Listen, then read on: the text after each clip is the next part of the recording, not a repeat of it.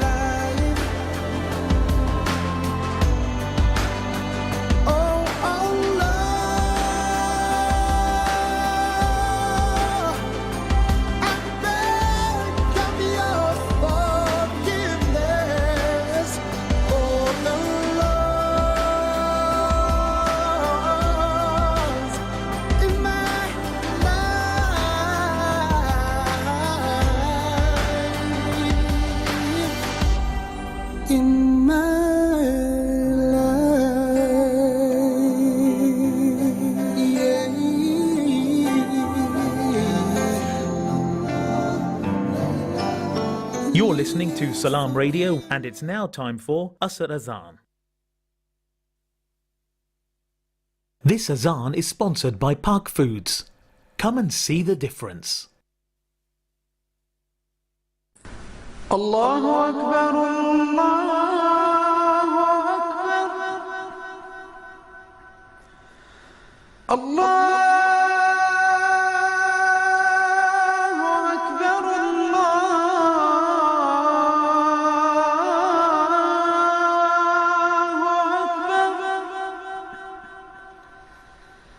أشهد أن لا إله إلا الله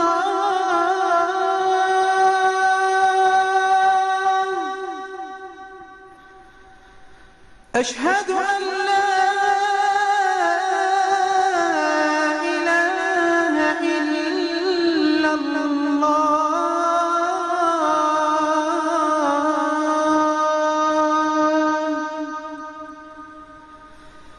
أشهد أن محمدًا رسول الله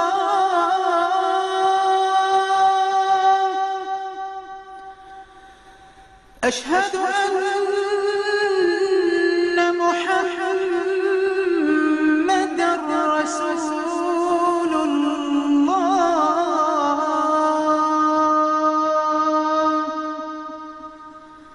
حي على الصلاة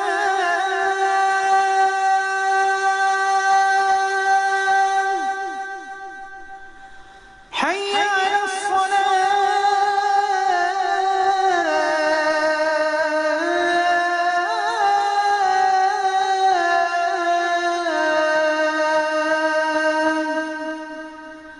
حي على الفلاح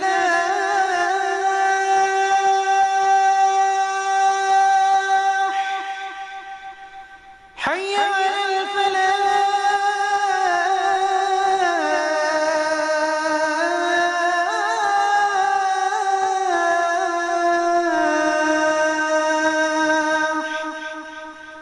الله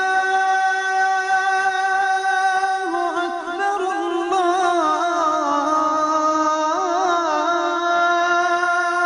أكبر لا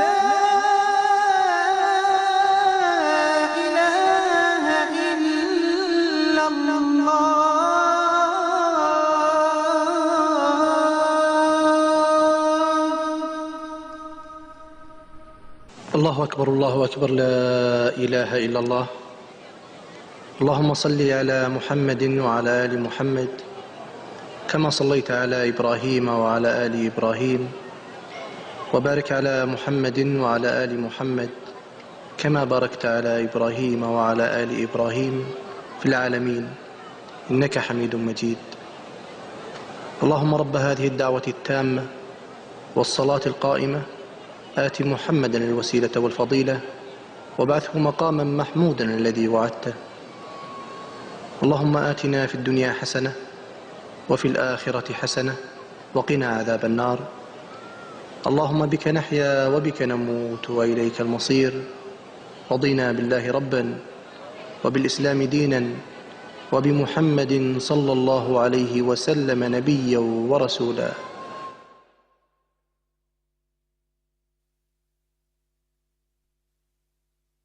Find us on Facebook at Salam Radio. Assalamu alaikum. This is your very own Dr Shabina Asad Qayyum for the Body, Health and Mind Show on Salam Radio 106.2 FM. Well, it's a delight to be back yet again this week. I actually wasn't confirmed about coming this week because I was so busy over the last week. I've got to share some unusual news with you. Actually, it's really unusual news, but I hope that you're all well. Good evening to all of you, the people of Peterborough. It's wonderful to be back on Salam Radio with our great group of presenters, volunteers, the management committee, all of you as listeners who listen to us day in and day out. It's absolutely glorious to be back and got another great show coming up. I have been incredibly busy today. So just to give you a little overview of who I am, I'm Dr Shabina Asad Qayyum. I'm a GP who works at the amazing Central Medical Centre at the heart of Peterborough. And we have about 13,000 patients, and we have a great team of doctors, nurses, healthcare assistants, admin staff, managers, you name it, cleaners, everyone. They're absolutely fabulous. I love working there. I never want to stop working there. It doesn't matter where life takes me, because what I'm about to tell you in a minute is just an example of where life has taken me. So, yeah, it's been great. How have you all been? How have you spent your week? I guess that you're all back to working, doing your own thing, taking care of your families. Children are back at school. The weather's wonderful. We're about to have Her Majesty's Platinum Jubilee, hopefully in the next week or two, where we all hopefully will be paying ode to Her Majesty. And it's a wonderful era. It's a wonderful time in terms of trying to spread a little bit of happiness, isn't it, to everybody's lives and to those of our own. And I think that part of the reason why I want to broadcast this show is talking exactly about how you can help make yourself a little bit more happy as well. I'd like to thank the wonderful Asim Mahmood, who is my partner here running the show as the Salam Radio manager. Give him the shout out first of all. But I'm going to give a shout out to a very special person. Before I give the shout out, I do have to, as a disclaimer, announce where we are and how we're broadcasting. So we are on Facebook, YouTube, Twitter and Twitch live. And if you want to call and have a chat with me, you can on 01733 602 133, or you can text and WhatsApp on 07411 191062. So 106.2. That's your, and we are on 106.2 FM in terms of the wavelength, but the WhatsApp is 074 11 19 1062. So I hope that I've made that clear. And keep those messages coming in, because last week we had some wonderful interaction from all of you about the show that I did last week, about how you've readjusted after coming out of the pandemic. And I know that a lot of you are going to be exasperated listening about all things COVID, and that people have to get back into a normal routine of life. I think that's really important. I think that we all deserve some normality in our life as well. So I hope that you're going to find this show interesting. It is one that is relevant, very relevant, I think, especially after the pandemic. And I hope that it brings you some useful information. But without further ado, I am going to give my shout out. My shout out is to one of the most wonderful men that I have ever come across in my life. And the reason why I am giving him a shout out is that this man has given such an incredible service to this city for 50 years. He is a man called Alan Dowson. He has recently been installed as the mayor of Peterborough, and he has an incredible story behind him. Now, we all know that this isn't a political show. It's never will be a political show, but it's really important to celebrate the achievements of people on our show without paying reference to their political contributions. And I think that's okay. And I'll be told if I'm not allowed to do that, and I will behave myself in future.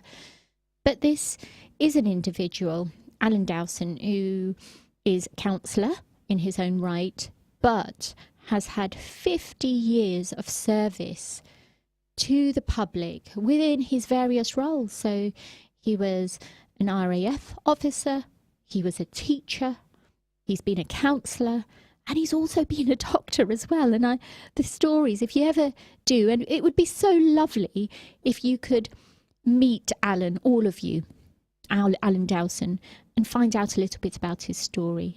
I mean, his contribution has been absolutely magnificent.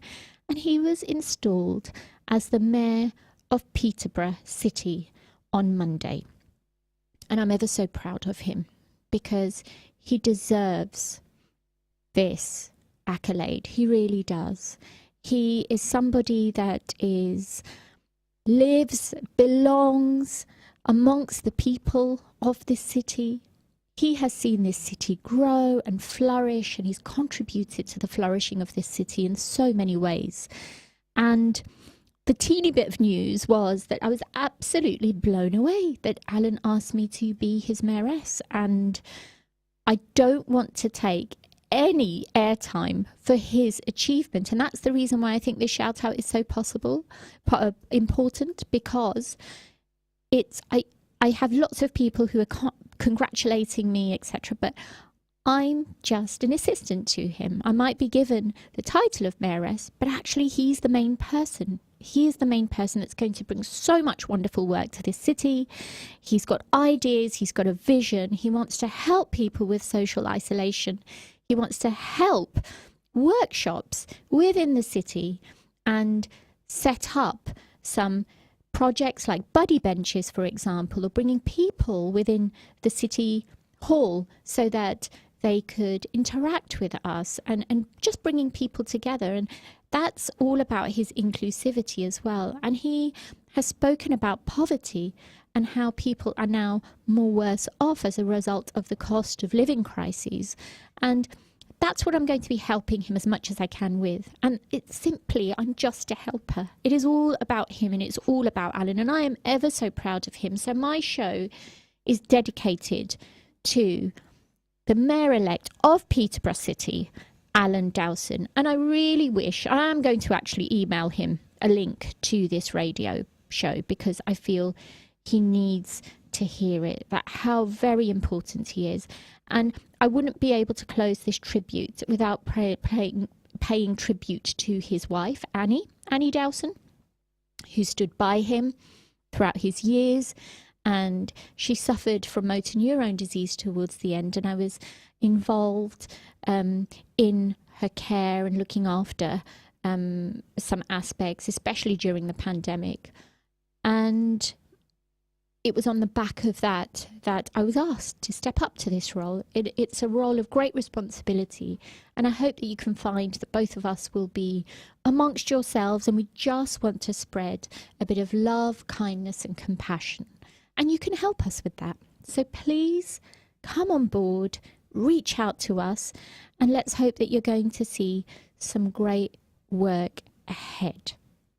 Now, without further ado, I think it's very important that we talk a little bit about the show that we have and what the topic is going to be. Now, since coming back into the workforce, and actually after the pandemic, things are settling down, the number of patients that I have seen who are suffering from mental health problems, especially anxiety, especially depression, is phenomenal.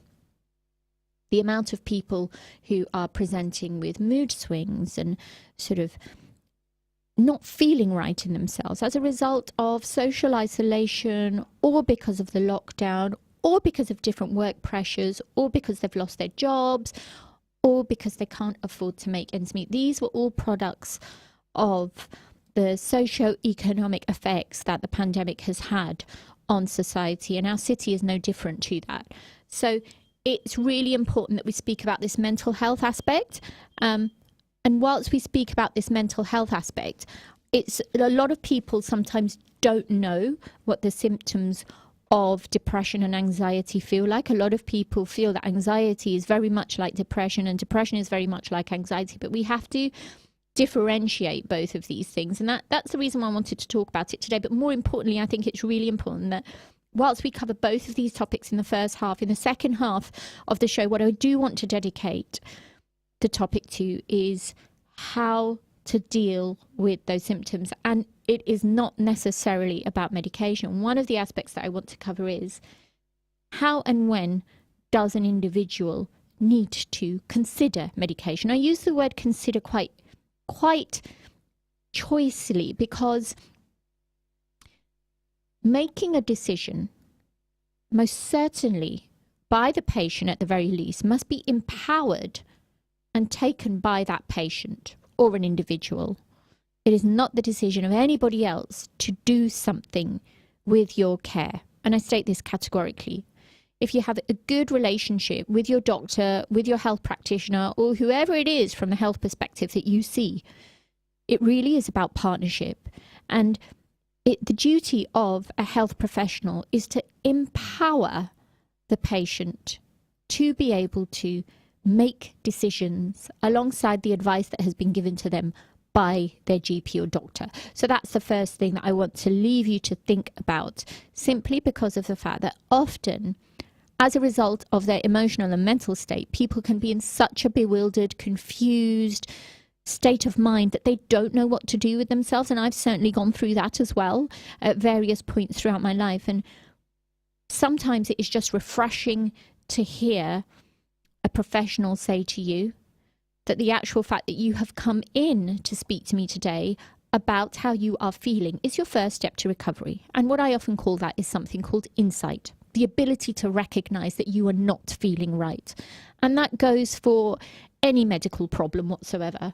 So I hope that we can look at this, not from a holistic perspective, but just from a perspective of people knowing what they want out of their consultation with their GP. So without further ado, let's talk a little bit about anxiety and depression. I'm going to talk about anxiety. I often find anxiety, in my opinion, and as a health professional, slightly more easy to deal with. I like talking to people who present to me with emotional problems. I like people to feel a sense of being heard. I think it's important. I like people as a health professional to understand and to feel safe that I, as their GP, am able to establish their ideas, concerns, and expectations. And we call that ICE. So what are the ideas of an individual in front of me? What are concerns about their condition in front of me? And what are their expectations? What is it that they want out of this consultation today? Do they want medication? I mean, it could be easily be done, but is that the right thing for them? You give them the appropriate advice. Do they want to be listened to? Do they just want a safe space to talk to? And often, and I will say this with the greatest of good intent to the patient, sometimes it is heartbreaking that you will see that you have patients who are coming to you with mental health problems. And unfortunately, due to limitations of time, doctors not necessarily rush through, but they can't explore things in as much detail as perhaps the patient would expect them to. It doesn't mean that they don't care. It means that you're probably thinking at a different wavelength, or the doctor is trying to figure out the best possible way in which to address that patient's problem. So just think about those aspects for a little while. Now, what I'm going to do is talk to you a little bit about anxiety. I think that's really important. Now, what is anxiety? I can easily describe depression. But anxiety is actually a feeling of unease, just feeling uneasy, or having a constant worry or a fear about something. And it can be mild and it can be severe as well. So having a worry or fear, some people can identify trigger factors. Often I've seen anxiety in patients who suffer bereavements or death of a loved one, and that can start off or trigger off a sort of an anxiety that is sometimes can spiral out of control if it's not mitigated or if it's not addressed. And sometimes what can happen is that the anxiety can have physical symptoms as well. And the thing that I want to say here is that everybody has some form of anxiety in their lifetime. Don't tell me that you've never had anxiety. And I have the wonderful Mr. Javed Akhtar. Thank you. Salam, Dr. Shabina. Hello to all your viewers in Peterborough from Birmingham. Oh, we do like Birmingham here in Peterborough. Brother, thank you so much for coming on board. It's wonderful to have you in your company. And he has said that in our community, we face issues of black magic, evil eye and jadoo, which can have long-term effects. We have a lot of haters and jealous people. Well, actually, there is an element to what we call transcultural mental health problems, and that can be addressed in that. And you know what I am going to do, Javed? I am going to hopefully invite a consultant psychiatrist who is one amazing transcultural specialist and lead on this topic, and he's come on my shows before.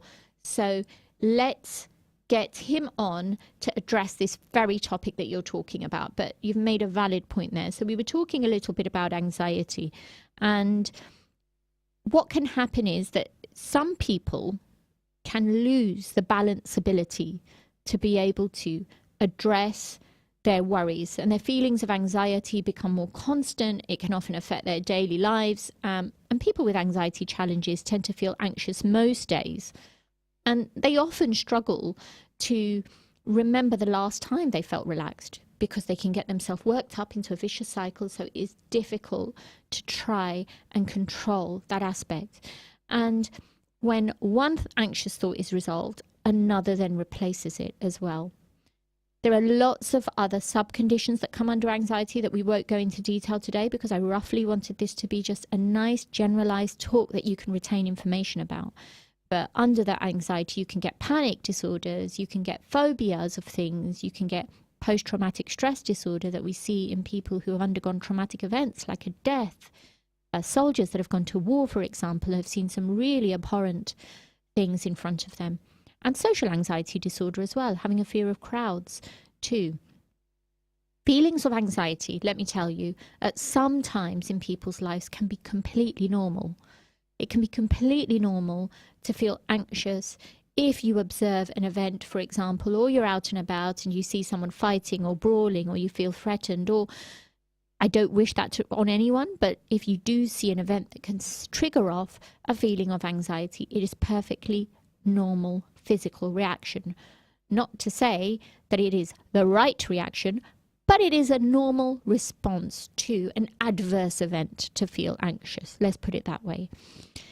Now, how can you get help? I'm going to talk about this at the other end of the show, in the other half of the show. But I've spoken to you a bit about anxiety. The physical symptoms of anxiety are you can get palpitations, your breathing rate can hasten, you can feel tingling around your lips, you can feel tingling in the tips of your fingers as well. Some people can feel very faint, they can go pale, and some people can hyperventilate so much that their chest becomes tight and it almost feels as if they're having a heart attack. And back in the day when I used to work in accident and emergency, I saw many cases of patients coming in due to anxiety or panic attacks. And what would happen is that they would drive themselves, or because of their symptoms, they would be driven into such an awful state of a vicious circle of anxiety that it was difficult for them to pull out of it. So I think it's really important that we have a look at some of these symptoms and how they can be dealt with. And anxiety, there are many, many resources to help you with anxiety, which we will talk about. Now, coming on to depression, and I'm going to talk about simple anxiety and depression, although they are. If I wanted to talk about this for the next 2 hours, I certainly could. However, it is important to keep things simple so that we can digest these bite-sized pieces of information and that you can all close the show feeling happy and thinking, what she said made sense. And that's not a bad thing, is it? No, it's not. Let's talk a bit about depression. So, depression, there are lots of different definitions for depression, but if you see a regular pattern of yourself over the last 2 weeks, and I use the word 2 weeks categorically because that is how often depression is diagnosed, not enjoying the usual things that you used to enjoy, feeling low, down, or hopeless, and if you're feeling persistently sad, there's a difference between feeling sad and anxious. And if you see yourself over the last 2 weeks feeling persistently sad, then you might be depressed. Now, again, just like anxiety, depression happens in those individuals, in most people throughout a portion of their life. Who has not felt sad in their lifetime? In children, though, they have the ability to bounce back from feeling sad rather quicker as compared to adults, unless obviously there are underlying reasons for a child to become depressed and that then needs specialist attention. But a lot of people, and this is why it's so important to talk about this on a Salam radio, Islamic community radio station health show, that often depression is seen as taboo in communities, and more so it is seen to have a larger taboo-oriented percentage within the Muslim community, and there are projects going on at this moment to try and address that. And they don't actually think that it's a genuine health condition. That thought process needs to be rectified. It is not a generalized opinion. There are some pockets that think that depression isn't a genuine health concern, but actually it is. It's a real illness, actually, depression is, and it does have real symptoms. And the one thing I want to say here, because I like to have these conversations where people think that I'm talking and connecting with them, depression isn't a sign of weakness. And I say this more particularly to my male listeners. It's not a sign of weakness or something that you can just snap out of. So the next time somebody tells you to man up and you've been feeling sad, down, depressed or hopeless, please don't listen to them, especially if it's been going on for a couple of weeks or months.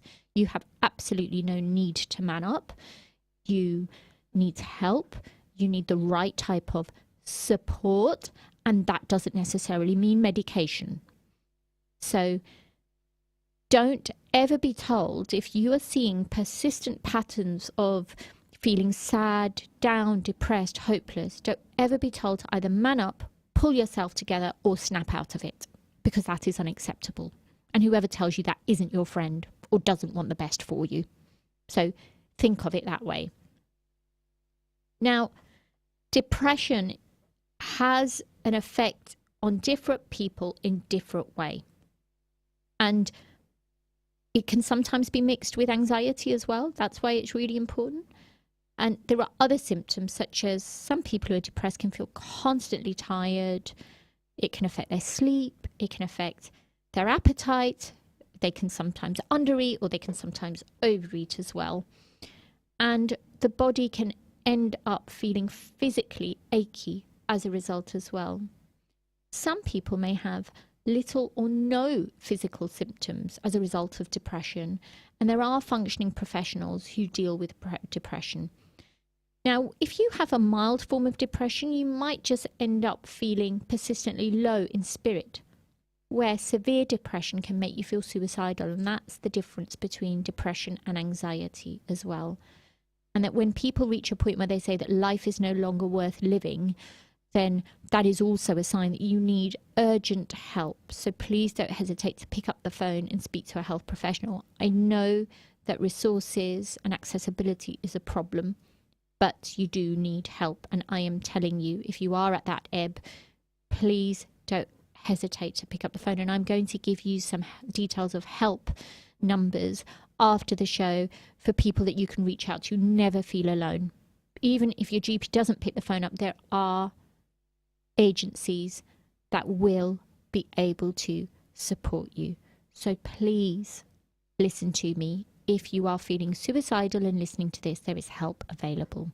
And I'm going to give you the resources and signpost you to that help as well.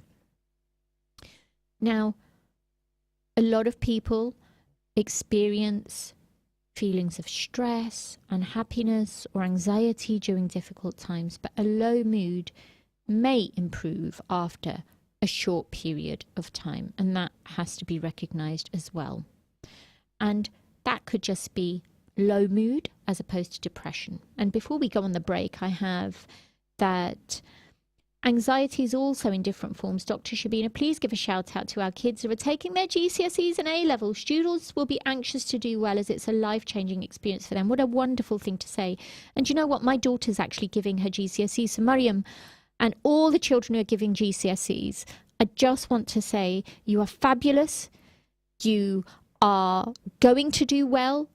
And even if you don't, remember, you are loved, you are important, and you know what? You're probably going to do well in something else at some stage of your life. So please don't go into those exams nervously at all. And what a great shout out from Brother Jawed. So thank you very much for that. And all of you that are giving A-levels as well, equally, good luck. You can do it. Join me after the break on the Body Health and Mind Show. Stay tuned to Salam Radio after this short ad break. हाँ बिलाल, मैं हमारी grocery और हलाल meet के लिए मुख्तलिफ stores पर जाते जाते थक चुकी हूँ। पार्किंग हमेशा से एक मसला रहा है और मुझे आखिरी बार एक पार्किंग टिकट भी मिला है।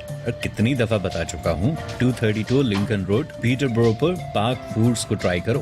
ये कैम्ब्रिजशायर की सबसे बड़ी एथनिक सुपरमार्केट है और उनके पास 1 घंटे के लिए फ्री कस्टमर कार पार्क है। Wow, really? लेकिन क्या मैं वहाँ से सब कुछ खरीद सकती हूँ? Yes, fresh quality fruit, vegetables, dairy product, halal meat and poultry delivered every day. Really is a one-stop shop. Plus, Park Foods carry a huge range of brands from around the world and thousands of products in their daily use household range. मैं अभी जाना चाहती हूँ। वो कब तक खुलते हैं? Monday to Saturday, 8:30 to 8 p.m. and 11 to 5 p.m. on Sunday. और ये बहुत ही साफ और महफूज है और कोविड गाइडलाइंस को फॉलो किया जाता है। तो फिर चलें, Shazia. Park Foods. Come and see the difference. Peterborough. Who said good quality fried and grilled chicken has to be expensive? At Sam's, we take pride in every piece of chicken that leaves our kitchen. Just one bite of our chicken or burgers is all it takes to realise we are the best. Visit us at our brand new place at 333 Lincoln Road, PE1 2PF. Or order a delivery through Just Eat, Uber or Deliveroo. Sam's, the home of great tasting chicken for over 30 years. It's estimated that 5,760 children become orphaned every day, and the numbers are rising. UKIM ensures that the orphans we sponsor receive healthcare, food, education and shelter to show them that there are people who care. This Ramadan, from just £30 per month, you can make a real change in an orphan's life. Your sponsorship will provide them with much needed essentials to ease their situation. For orphan sponsorship, call now or visit ukim.org.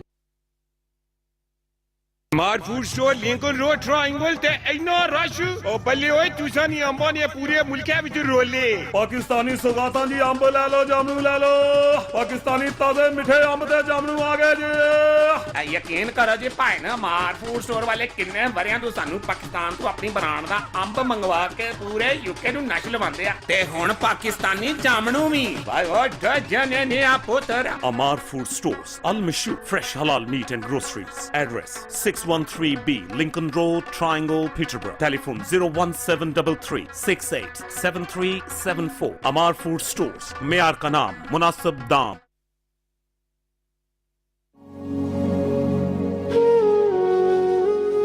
मैं महानूर मजीद हूँ और court मेरा एक खूबसूरत आशियाना है जहाँ मेरे जैसे हजारों यतीम और बेसहारा बच्चों की कफालत बेहतरीन अंदाज में की जा रही है। आए हमारे सरों पर दस्ते शफकत रखें और इस माह रमज़ान अपने सदकात, खैरात और एहतियात से हमारी कफालत में अपना हिस्सा डालें। अल्लाह पाक आपका दिया हुआ माल अपनी बारगाह में कबूल फरमाए, आमीन। Court UK office 0300 123 774 court.org.uk।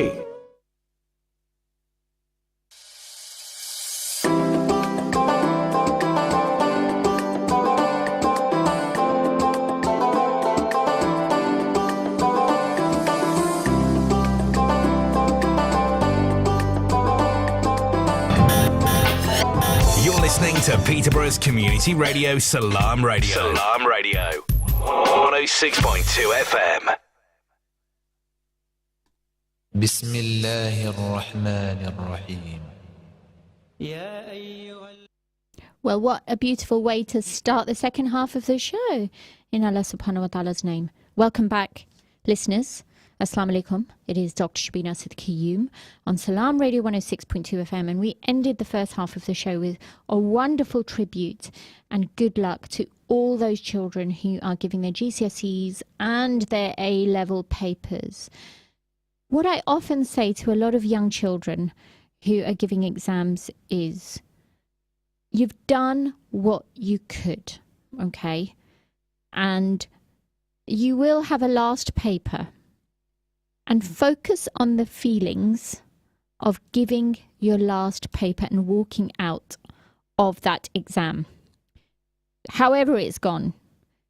But just focus on the feelings of relief. Does it feel good?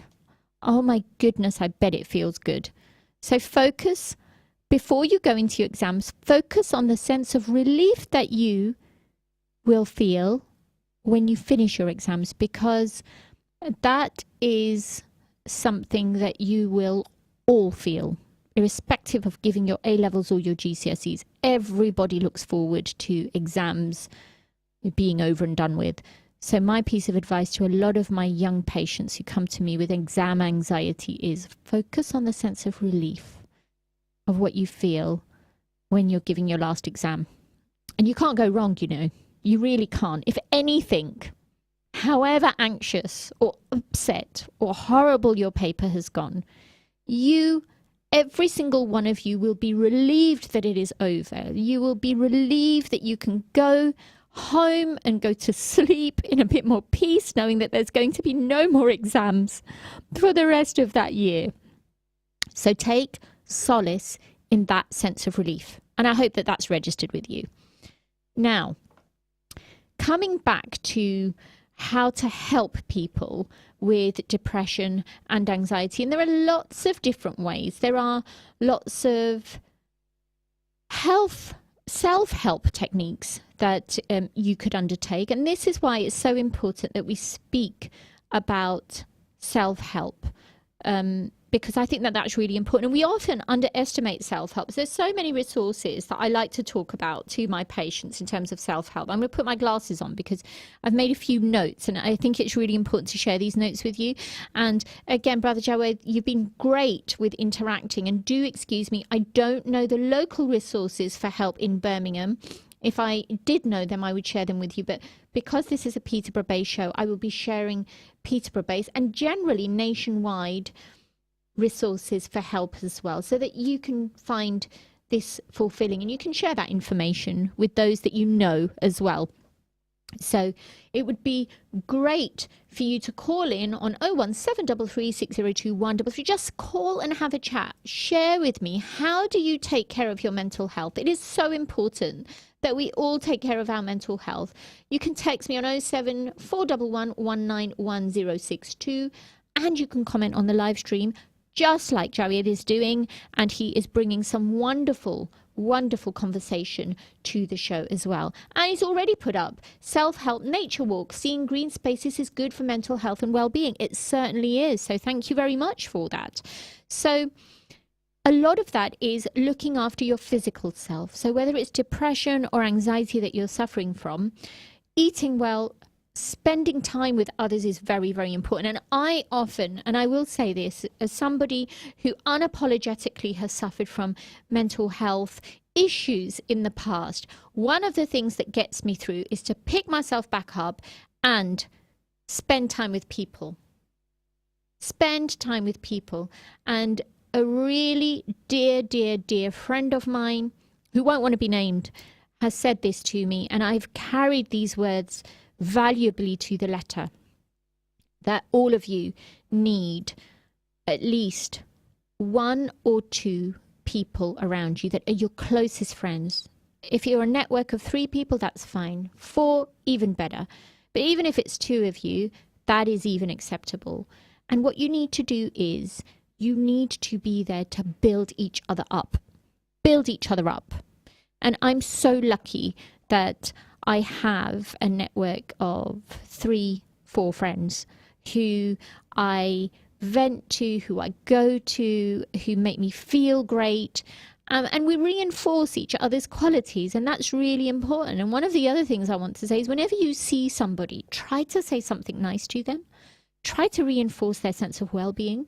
Try to make them feel confident about themselves. Why not? Give them one element of praise. And if you can't praise them because you're not feeling great, smile. It doesn't cost you anything, does it? So these are a few things. And I know I've gone off on a roll a little bit over there, but it's so important to me. And these are some of the things that work for me as well. So the basic tenets of keeping your mental health good are by looking after your body as well, eating well, spending time with others, getting a good night's sleep. I cannot underestimate the importance of a good night's sleep. And I always sleep late. This is something that I need to improve on. And then I wake up in the morning and I'm the most rattiest person ever. You don't want to see me in the morning. It's so funny. My practice manager, Paminda, where I work, and she won't mind me taking her name, by the way, every single morning on Monday, especially Monday mornings, because that's when I'm on call, I will vent to her and she gets back to me and says, oh, there you go, Shabina, having your Monday moan. And if I don't get back to her, she will write to me, are there no Monday moans for today? So we've got this little thing going where she knows that I'm going to have a little bit of an offloading and Monday moan. And it's good to do that as well. Now, connect with the people around you. Make time for your family and your friends. And do you know, I just want to be conscious of the fact that, and I want to say that this isn't generalized to anybody whatsoever. There are some people who are completely alone. You have the frail and the elderly.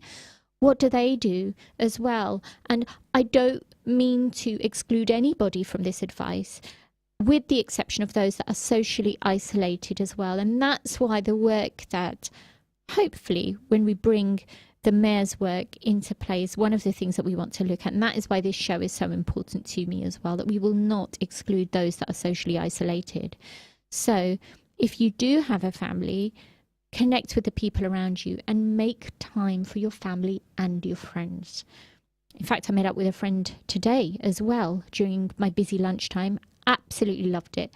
It was great. Caught up on old times, and it was a very busy day, but I just needed that half an hour, and it was therapeutic for me. Wonderful. Second thing, what do? Be active. Go for a run, play a sport, cycle, or sign up for a class somewhere. Now, there is a community centre here within our city that does some wonderful crochet classes, knitting classes, card making classes, and your community centres are a wonderful way of socially interacting with people. And this has been displayed and advertised on news channels as well before, whereby people have joined their community centres that have little gardening clubs, for example. If you have an allotment, it's wonderful. It's therapeutic trying to grow your own vegetables and flowers or plants. Gardening's very, very therapeutic, and there's no greater joy than seeing something that you have grown with your own hands flourish in front of you and spring to life. I mean, that in itself is a miracle as well. But a lot of you won't be interested in gardening. So it's important that you find something that you enjoy, but meet people, because meeting other people is the best form of distraction of your mind. And make sure that you do something that you enjoy. pay attention to your senses. Have you ever noticed how sometimes when we smell a certain fragrance, it stimulates our senses? It makes us feel happy. It might evoke a memory. I know that I am reminded of my dad wearing a certain cologne when I smell it. I can't take the name of it, obviously, for advertising purposes. You might all start going out and buying that cologne. But I know that gives me a sense of happiness when I smell that cologne, because it reminds me as a child when I used to fall asleep on my dad's belly, I always used to say, and just the gentle up and down movement of his belly rising used to make me fall asleep, and he used to have this particular scent to him. And that evokes feelings of happiness and a sense of belonging. So be conscious of your senses as well. What can you hear when you go out into a green space or outside? Can you hear the wind blowing into the trees? Can you hear the trees rustling? Can you appreciate those sounds of nature? It's important to be conscious of those sounds as well. Sometimes it's difficult because anxiety can be overwhelming. And give. Do something nice for a friend or a stranger. Thank someone. Like I said, smile all the time. Volunteer. I cannot underestimate the happiness that volunteering brings. It can be so rewarding as well, and making a few changes to your lifestyle can set you on the right path to recovering from this myriad of feelings, whether it be anxiety or whether it be depression as well. Now, also from a physical perspective, for depression and anxiety, a lot of people turn to things like smoking and alcohol. I think it's important to use the word alcohol because a lot of people use it. Drugs as well. And this is, again, no judgment on those people that have unfortunately become addicted to drugs. However, some of the stories that I see of patients and their stories behind them of becoming addicted are incredibly sad. And so such people need support. Likewise, if you feel that you have turned to alcohol for some reason, or you're smoking a lot because of stress, there is help out there. There are smoking cessation clinics within the city of Peterborough that can help you as well. And there is a website called 1U, and it's 1U is one of the websites that it can be found on. I'm going to give you the name of this website. It is known as www.keep-your-head.com. And on that is a resource of information for you with reference to how to take care of your mental health with regards to what set organisations are locally available here in Peterborough. So 1U can help signpost you to the local services with reference to trying to quit smoking, alcohol, and even illicit drugs as well. And the website is really useful. There is another resource called How Are You Peterborough? It's a website that brings together everything in the local Peterborough community that's good for mental well-being. So it includes activities from yoga to singing, sports clubs to art groups, and places to talk and get a cup of tea, plus information about local professional mental health support. So all of this information is available on the keepyourhead.com website as well. And this was something that I was very much aware of, and I invited professionals from this organisation known as Let's Get Moving Cambridgeshire, which was run by the local authority, and this was targeted at specifically increasing levels of physical activity in the local population as well. And that can be done by promoting new opportunities, developing existing opportunities, and supporting individuals that require support to achieve their goals. But the question is that when do people need help? When is it that people need help? Now, if you have found that you've done everything that you possibly could and you're eating okay, often there is a sticking point or a trigger factor in depression especially that won't go away despite you implementing all of these measures. And often I give my patients this analogy that when you're a child, you get upset by things very, very quickly. And that is why children that can't express themselves or haven't learned how to talk yet will either cry or laugh at you when you emotionally stimulate them from either a place of fear or anger or love. They will tell you how they feel. Now, if a child is upset or angry, they will cry. They will cry it out, but the next day, because a child's brain is developing to that extent and the neurotransmitters, which are the chemicals within their brain, are quite easily able to maintain that balance of positive and negative.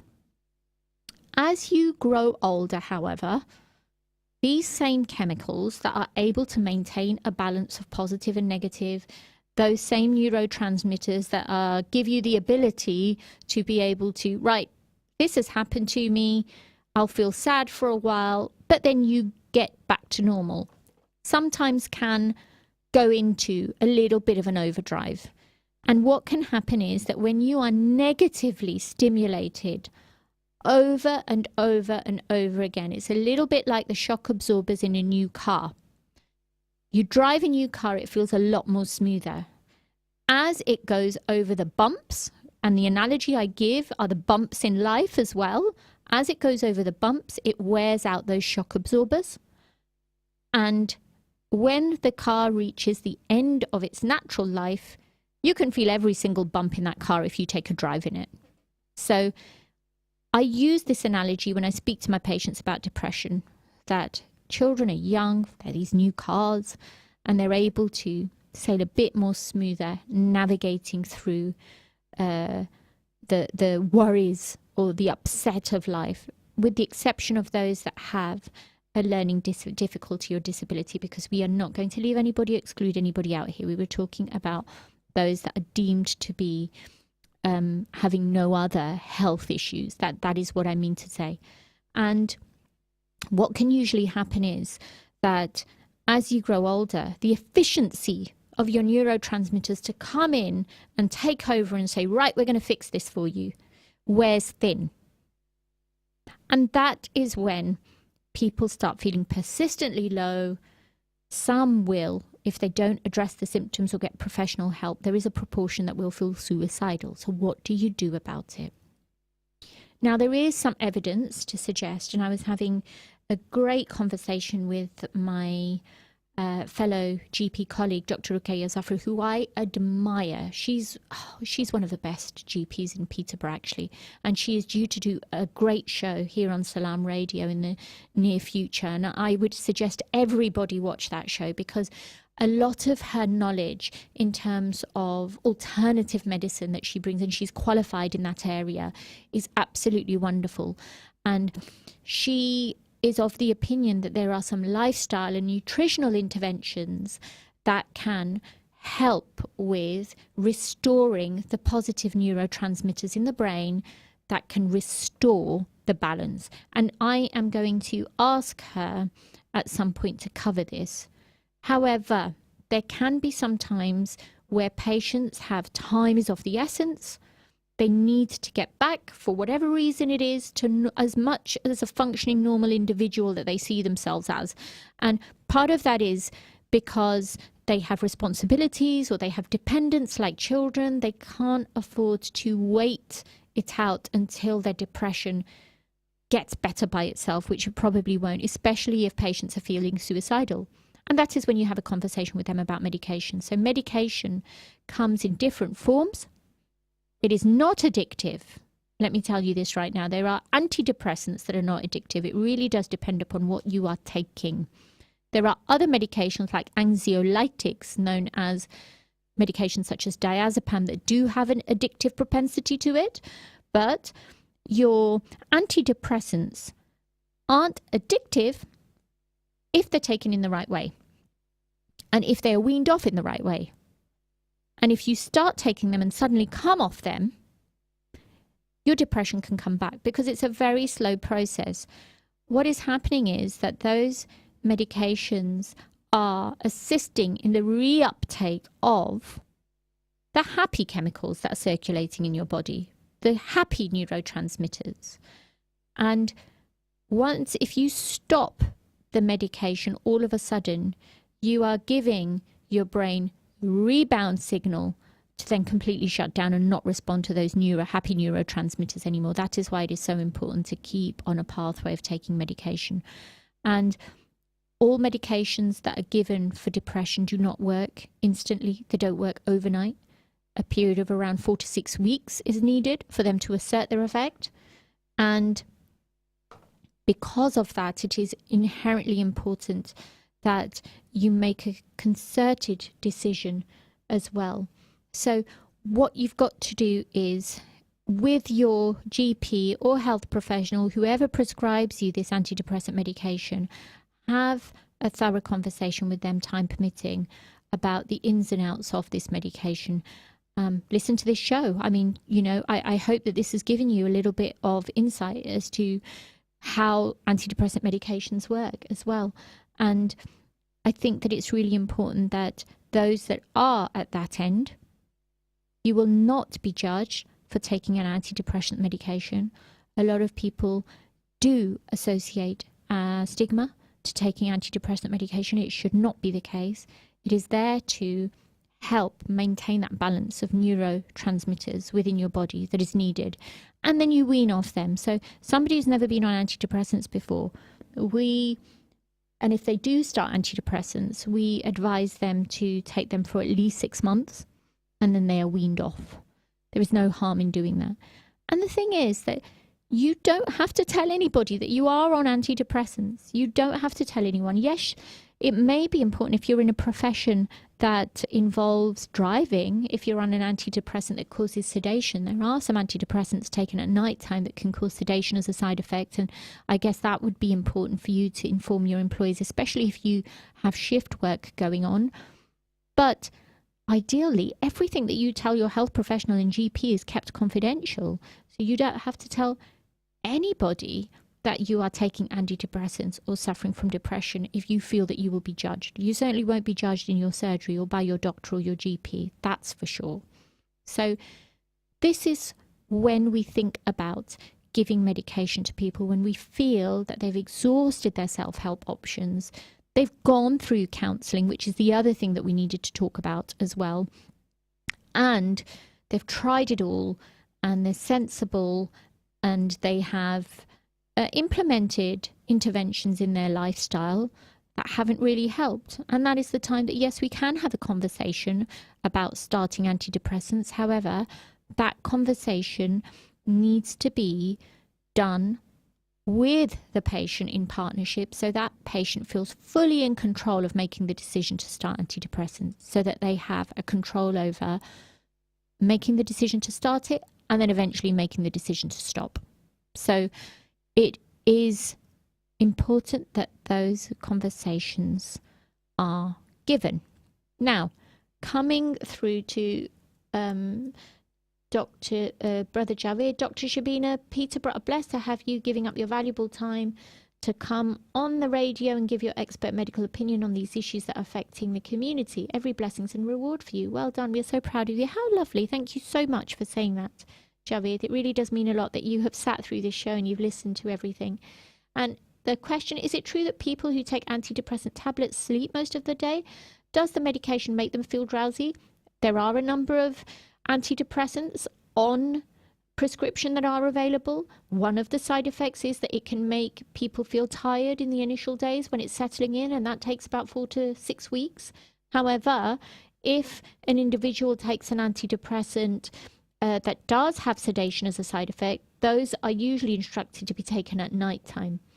But there are some people that will sleep a lot because of the way they're feeling as a result of their depression as well. So it's really important to ascertain that, was this part of their symptoms before they started medication, or did it just appear after taking the antidepressants? And if it does, and if it significantly impacts your quality of life, then it's important to have a conversation with your GP about thinking of an alternative, because side effects, yes, they can take place in medications, but it's important that if those side effects have an impact on life, then actually it's probably not worth taking them. In terms of other support services, because we are approaching the last minute of the show. My goodness, it has passed so quickly, hasn't it? So looking at bereavement services as well, I'd like you to go to the keepyourhead.com website, and Help is at Hand is an organisation, as well as Child Bereavement UK. The Sue Ryder Thorpe Hall Hospice as well offers bereavement services too. Then we have CPSL Mind, who are doing a fabulous project on perinatal mental health in collaboration with the Lantern Initiative and the Raham Project as well. So have a look at them. Then you've got the Compassionate Friends, which offer different kinds of support for bereaved family. Insight is self-referral as well, and patients that refer themselves to the Insight self-referral programs, that is a well-being support group for 24 hours as well. And you have for men, and this is one thing I want to talk about, because men are a population that sometimes struggle to talk about their mental health. Strong Man is a self-referral organisation. It's a not-for-profit organisation. And also groups, therapies alone together, support groups as well, which was made in response to the COVID-19 pandemic as well. And that's a campaign group, and it's trying to maintain connection with other individuals. Well, that is my show. That has come to an end.